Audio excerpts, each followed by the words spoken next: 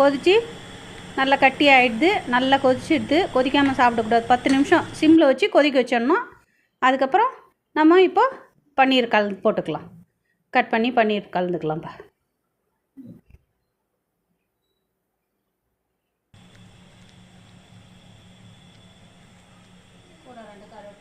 பன்னீர் போட்டு 2 நிமிஷம் நம்ம கருவேப்பிலை லேசாக கருவேப்பிலை கொத்தமல்லி வேணும்னா போட்டுக்கலாம். நம்ம இஷ்டம்தான்.